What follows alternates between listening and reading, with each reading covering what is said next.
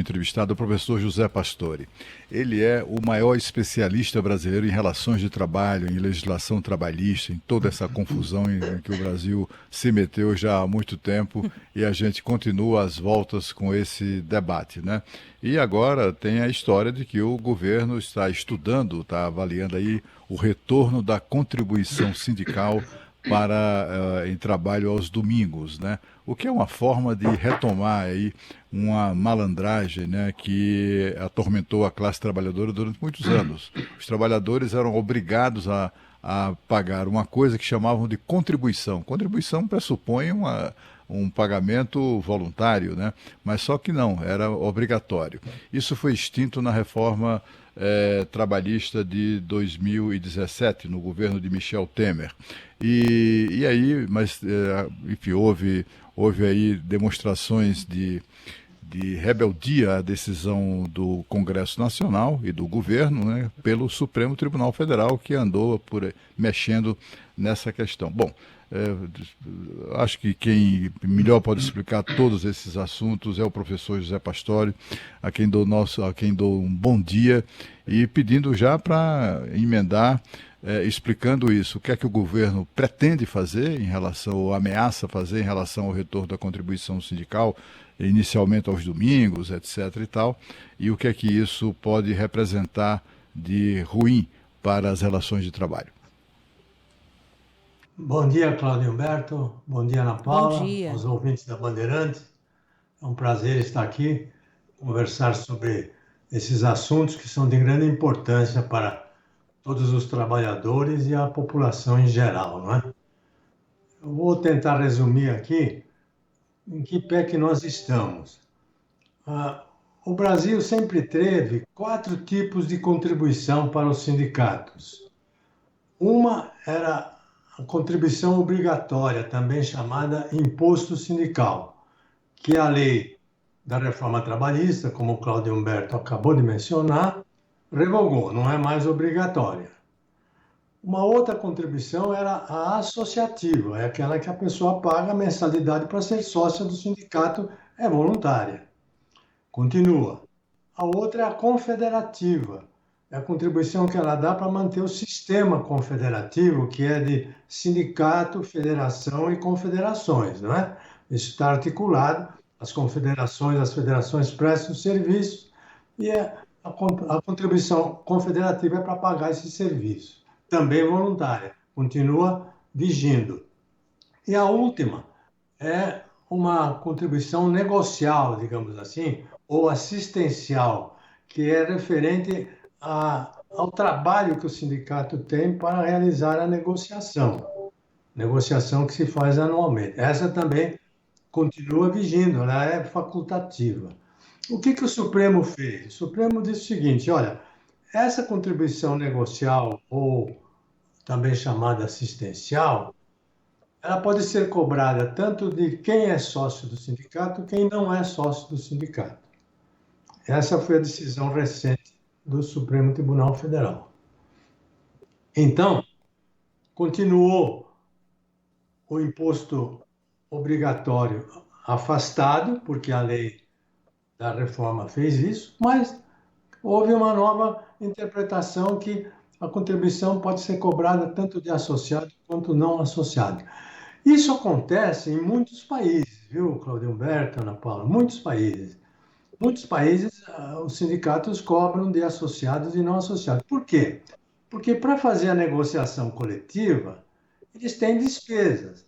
E depois de feita a negociação e estabelecido um novo contrato com benefícios para os trabalhadores, todos são beneficiados. Então, não é justo que alguns sejam beneficiados e queiram andar de carona, não pagar nada a contribuição. Então, muitos países, eles adotam esse sistema de poder cobrar de associados e não associados, porque a contribuição que é resolvida no final ajuda a todos. Muito bem. Agora, o problema dessa decisão do Supremo é que ela caiu num contexto sindical muito peculiar, que é o brasileiro. E o que tem de peculiaridade o brasileiro? Primeiro, os sindicatos têm monopólio aqui, só eles podem negociar. Diferente dos outros países, onde há mais de um sindicato, e se o trabalhador não está satisfeito com um, ele entra no outro e o outro negocia. Aqui no Brasil, aquilo que a gente chama de unicidade sindical, os sindicatos têm monopólio, só ele que pode fazer a negociação. E uma outra peculiaridade é que, por força da Constituição Federal, os sindicatos são praticamente invioláveis, quer dizer, não pode haver nenhum tipo de intervenção ou controle nos sindicatos. A Constituição Federal garante isso. Então, o que o Supremo fez? Ao garantir liberdade de cobrança dessa contribuição para associados a não associados. Ele garantiu liberdade para monopólios que não têm controle. Então, essa é uma peculiaridade do sistema brasileiro que torna as coisas mais difíceis. Não é? E depois vem a questão, como é que vai ser recolhida essa contribuição? O Supremo Tribunal não falou nada sobre isso, mas o ministro Barroso deu uma interpretação, falou, isso poderá ser recolhido através de uma aprovação em assembleia. E não é isso que a lei atual diz. A lei atual diz que para retirar algum recurso do salário do trabalhador, é preciso ter uma autorização prévia e expressa do trabalhador. E aí surgiu essa grande controvérsia. Como é que se faz para aprovar essa contribuição? Vamos aprovar em assembleia ou vamos exigir, conforme a lei, autorização prévia e expressa do trabalhador? E aqui tem um probleminha que eu vou sintetizar para depois a gente continuar a nossa conversa. Na regra da lei, ele tem que dar uma autorização expressa dizendo, olha, o sindicato votou em assembleia que a contribuição é tanto, eu estou de acordo, pode retirar do meu salário. No outro sistema, como é que seria? Faz-se assembleia e aí pergunta, tem alguém em desacordo com essa contribuição? Vai ser cobrada compulsoriamente? O sujeito fala assim, eu estou em desacordo, mas ele é voto vencido. Se ele é voto vencido, ele vai ter que pagar do mesmo jeito. Então, na prática, Cláudio, na prática, isso ressuscita a obrigatoriedade da contribuição ou do imposto sindical. E essa é a grande controvérsia que está na mesa e que está amarrando tudo para tomar uma decisão. É isso Ô, aí. professor, mas não tem aquela coisa malandra que o que há de malandragem no meio sindical é uma coisa impressionante, né? Essa pelegada que é uma das mais atrasadas do mundo. Não tem uma malandragem aí que, ao invés do trabalhador ser instado a autorizar por escrito o desconto do seu salário, na verdade o que ele tem que fazer por escrito é desautorizar o desconto do salário. Quer dizer, é uma forma, e dificultando de todas as maneiras. Teve sindicatos aí que exigiu isso por escrito, de próprio punho. Não podia ser redigido da forma digital, não podia ser impresso numa impressora e assinado. Não. Tinha que ser o texto redigido de próprio punho. Tudo isso para criar dificuldades. Filas imensas se formaram na porta de sindicatos, de trabalhadores indignados com essa embromação, tentando desautorizar a entidade a promover o desconto. Tudo isso em razão dessa decisão confusa do Supremo Tribunal Federal. Ou eu estou enganado, hein, professor? Olha, você está muito certo, viu, Cláudio? Porque o Supremo falou assim: o sistema vai funcionar assim. Na Assembleia aprova um valor e pode ser cobrado de associado e não associado, respeitado o direito de oposição. O Supremo deixou isso claro na sentença. Mas o tal direito de oposição não se sabe qual é a forma que vai ser exercido. Hoje, o direito de oposição é exercido da maneira que você explicou. O trabalhador tem que ir ao sindicato, no dia que o sindicato marcar, apresentar um documento tal, que ele é a própria pessoa, e fazer uma carta dizendo, olha, eu não quero que seja descontada a minha contribuição.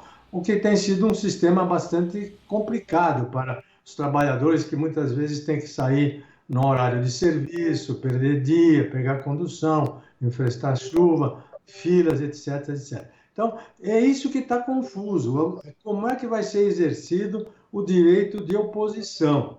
Se continuar dessa maneira, provavelmente, na prática, o que vai ter aqui é uma restauração de um imposto compulsório, onde a dificuldade para sair dele é imensa e talvez inexequível para a maioria das pessoas. Como é que isso é feito em outros países? Só para a gente ter uma ideia, né? Porque o Brasil não pode querer ser o único certo também, né?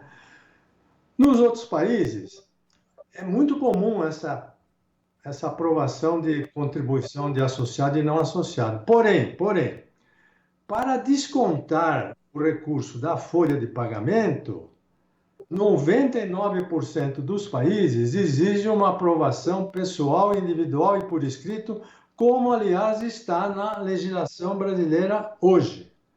Então, veja uma coisa. Uma primeira fase é a assembleia do sindicato aprovar um valor. Tudo bem, tem que ser a própria assembleia mesmo. A segunda coisa é retirar esse valor do salário do trabalhador. Aqui, 99% dos países exigem uma autorização pessoal. Por quê? O salário é uma verba alimentícia, é uma verba fundamental para a vida do trabalhador e para a da sua família. Não se pode chegar no salário e começar a retirar parcelas dele para outros propósitos. Por isso que esses países aprovam e regulam a aprovação pessoal, individual e por escrito. Isso acontece, por exemplo, na Inglaterra, nos Estados Unidos, na Espanha, em Portugal. Aqui na América Latina acontece no México, no Panamá, na Colômbia, na Argentina, até na Nicarágua há essa exigência de uma aprovação pessoal, individual e por escrito, que é exatamente o que a CLT aqui no Brasil adota hoje por força da reforma trabalhista. E isso é que está em jogo, porque o lado sindical laboral não quer isso, ele quer fazer assembleia e falar: é isso aí, tem alguém em desacordo? Eu estou em desacordo. Bom, mas você foi voto vencido, paciência, você vai ter que pagar. Esse é o sistema que está sendo questionado, cogitado e que está complicando toda a decisão. Eu não sei se eu fui claro, viu? Não foi sim, professor. Mas, inclusive, falando mais especificamente sobre a questão do fim de semana, deve ser discutido pelo Congresso, né? Vai cair aí para deputados e senadores discutirem se esse trabalho aos sábados, domingos e feriados principalmente, né? Vão ser aliados por sindicatos, vão ser alinhados, aliás, por sindicatos, vão depender dessas decisões, o que pode mudar uma série de regras que a gente já tem hoje em funcionamento, né? Várias categorias têm aí implícito na rotina de trabalho o fim de semana, principalmente o setor de serviços, que é o mais importante que a gente tem na nossa economia, que é responsável por uma fatia bem grande do produto interno bruto do país, inclusive. Explica para o nosso ouvinte de que maneira, se houver essa mudança, se esse projeto de lei de fato for colocado para avaliação e passar, a gente pode ter, qual deve ser o tamanho do impacto que isso pode ter para o nosso mercado de trabalho? Veja, o que a portaria estabelece é o seguinte: para poder trabalhar em feriados e domingos, é preciso fazer uma negociação com o sindicato e ter aprovação do sindicato, né? Essa é a novidade que a portaria trouxe. E depois tem algumas exceções que a própria portaria abre, que permite abrir sem digamos, esse ritual. Agora, o que acontece, Ana Paula, na prática, isso aí não vai mudar muita coisa, pelo seguinte: hoje em dia, se uma loja qualquer, um shopping, decide abrir aos domingos sem negociar com o sindicato, né, que a portaria antiga permitia, mas se isso acontece, e às vezes acontece, o que acontece? O caso vai para a Justiça do Trabalho e o juiz ignora isso aí e diz o seguinte: olha, isso só tem valor se for negociado com o sindicato. Quer dizer, a Justiça do Trabalho hoje está agindo nos moldes antigos, quer dizer, antes dessa portaria que foi aprovada no tempo do Bolsonaro, que permitia abrir as portas sem negociar com o sindicato. Já desde aquele tempo, a Justiça do Trabalho estava exigindo essa negociação com o sindicato. Então, a maioria das lojas já está fazendo isso aí, negociar com o sindicato. A portaria veio dizer o seguinte: será obrigatório negociar com o sindicato. Não era obrigatório, mas por força da comodidade, principalmente da segurança, as lojas já vinham negociando com o sindicato.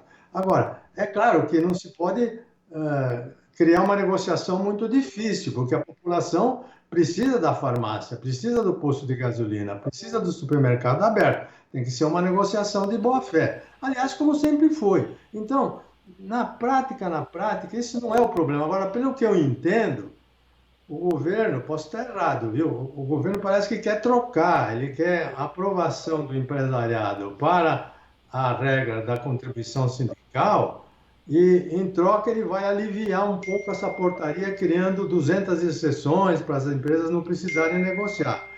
Me parece que é isso que está em jogo, uma troca de coisas diferentes, é laranja por banana aí, né? Eu acho que não tem muito sentido isso. E também é uma troca que não deve ser de muito apelo, porque, como eu acabei de dizer, eles já estão negociando. Todas as federações negociam e assinam, põe na convenção coletiva a autorização do sindicato para abrir os domingos e feriados. Professor, e os trabalhadores, de uma maneira geral, têm interesse nisso, né? Nessa interferência do sindicato? Porque, olha, eles estão interessados mesmo em trabalhar, né? Eles querem o posto de trabalho dele garantido.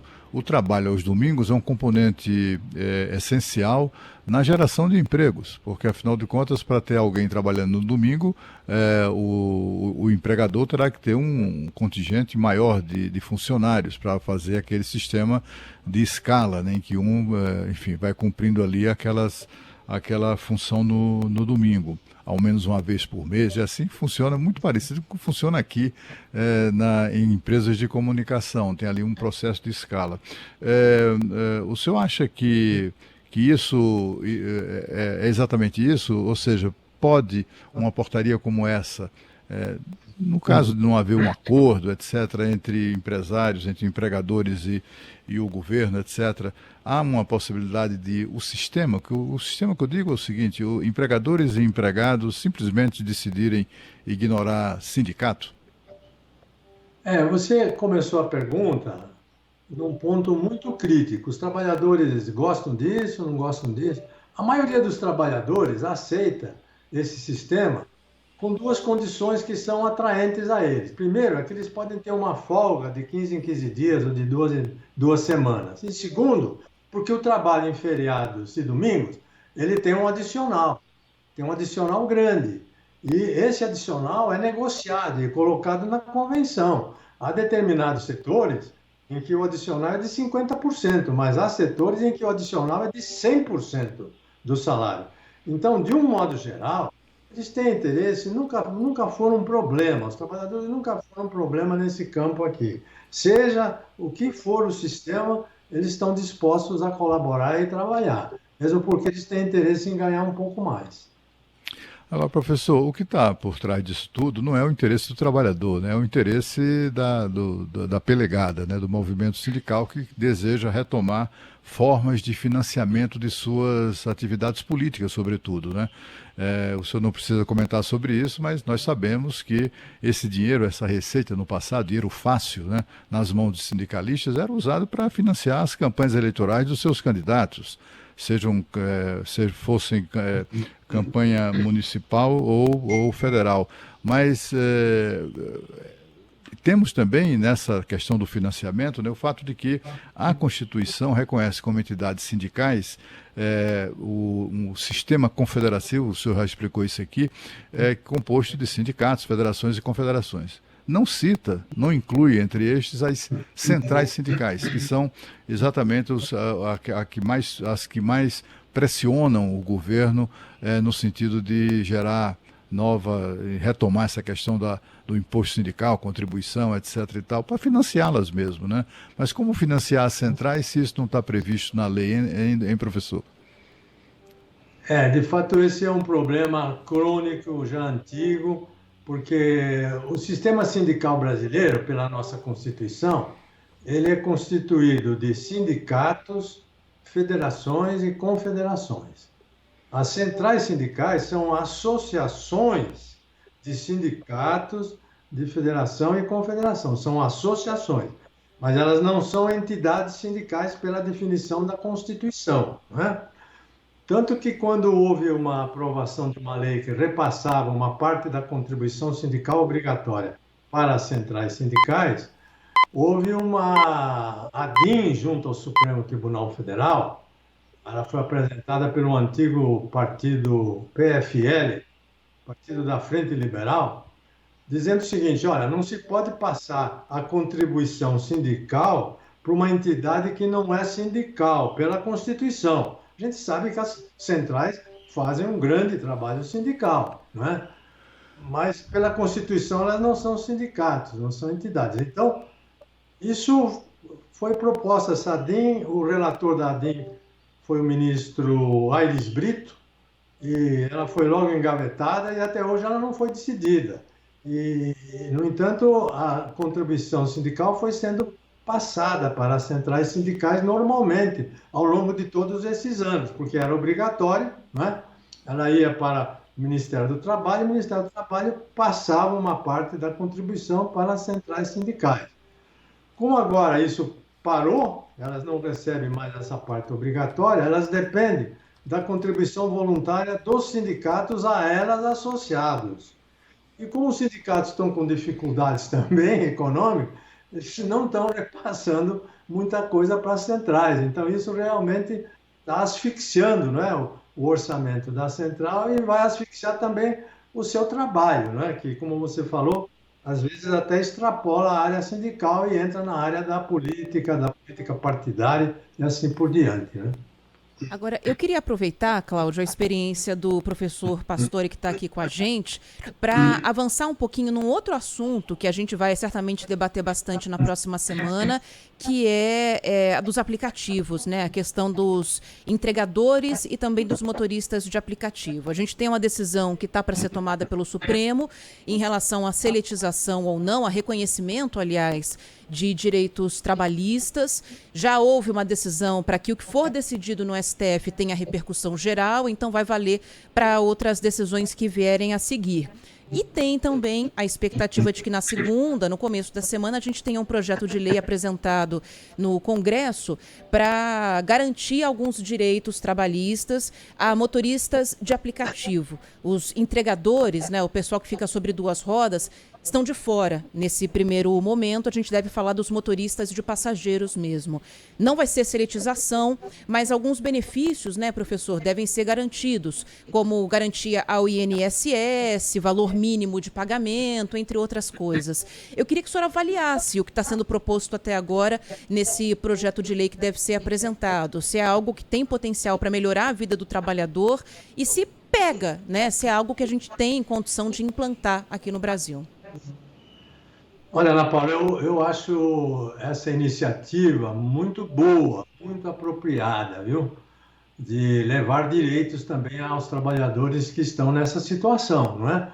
Do trabalho intermitente, irregular, porque eles, pelo fato de serem trabalhadores que têm uma rotina muito específica, trabalha a hora que quer, dias alternados, mais tempo, menos tempo, eles não se enquadram nas proteções garantidas pela CLT, porque a CLT ela só protege empregados. Empregados são aquelas pessoas que trabalham de uma maneira rotineira, continuada na mesma empresa.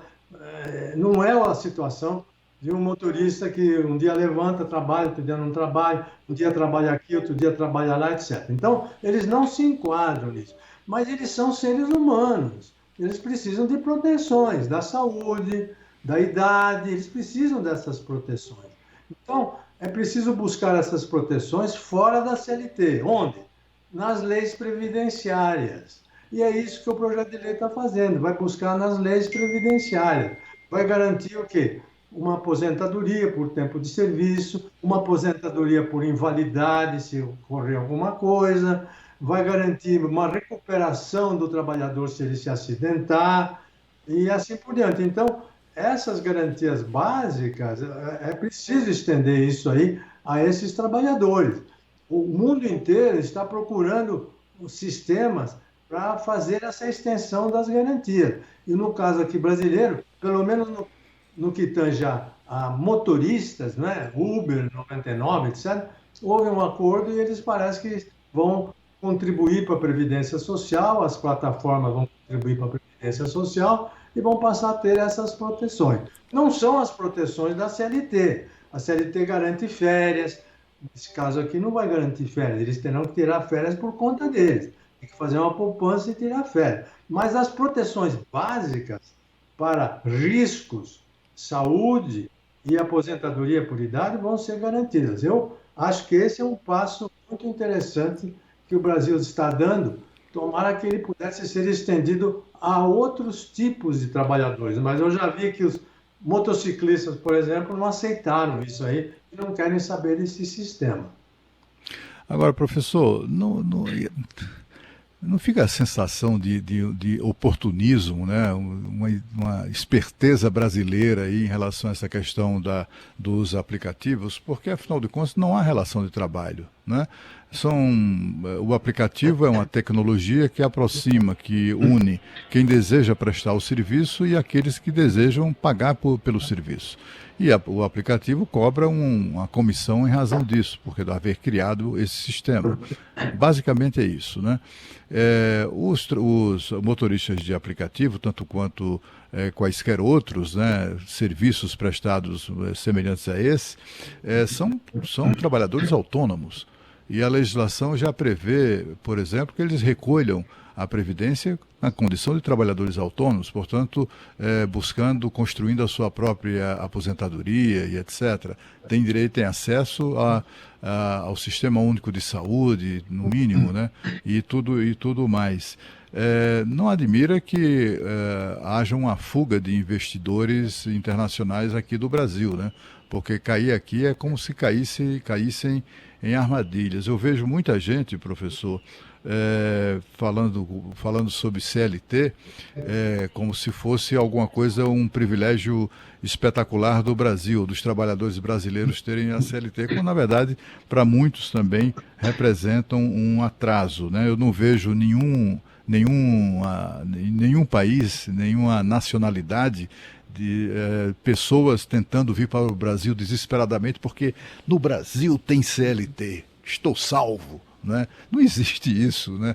É uma legislação tão anacrônica que nem sequer inspira esse tipo de interesse. E que inclusive tem Não uma tem série de aí um obrigações, oportunismo? né, Cláudio, também. O CLT tem proteções, mas tem obrigações, com carga horária mínima, por exemplo, uma série de coisas que tem que ser cumpridas e quem quer um trabalho mais flexível, fica difícil de se adequar também, né? Complementando aí o que você está dizendo.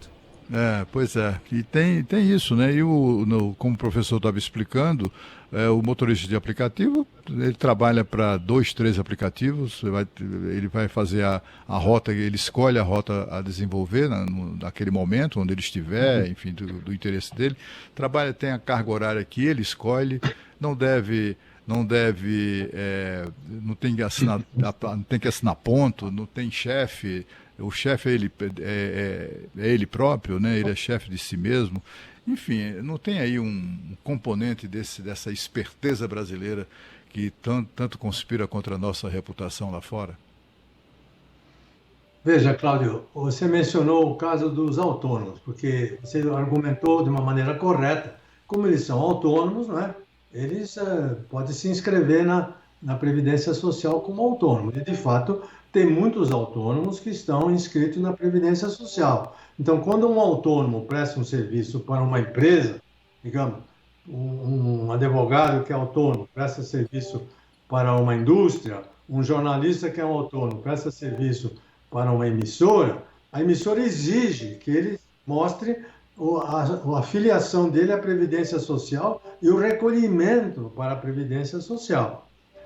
Nosso sistema de Previdência Social, além do autônomo e do empregado, né, tem 2 outras possibilidades, que é uma contribuição individual e uma contribuição voluntária.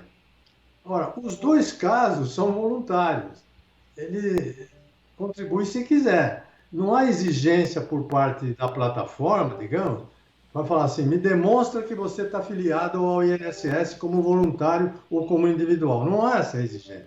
Então, o que nós estamos discutindo aqui, esse não é o caso de você criar essas exigências para que as pessoas se filiem. Porque, veja, Cláudio, nesse trabalho em plataforma, existe uma preponderância de trabalho de jovens.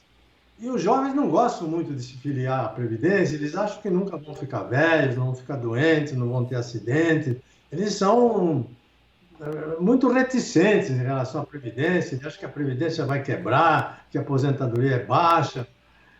E eu pergunto, nos outros países é assim? É assim também. Por isso é que em todos os países a filiação à Previdência é obrigatório, não é voluntário, é obrigatório.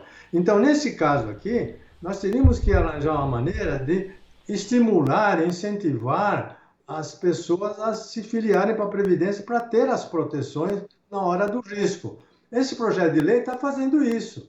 Ele está forçando, ele está exigindo que as pessoas se filiem. Quer dizer, a plataforma vai pagar uma parte da Previdência e aquele que é um motorista, por exemplo, vai pagar uma outra parte da Previdência. Ou seja, tá em harmonia aquilo que é. Porque a Previdência é como qualquer tipo de imposto. Se você falar voluntário, a própria palavra está dizendo que é imposto, né? Se você transformar isso em voluntário, ninguém vai pagar, ninguém vai querer pagar. Esse que é o problema. Então, o mundo inteiro está procurando uma solução para essa questão de plataforma. Ninguém chegou a uma solução boa ainda, mas tem algumas aproximações que são interessantes.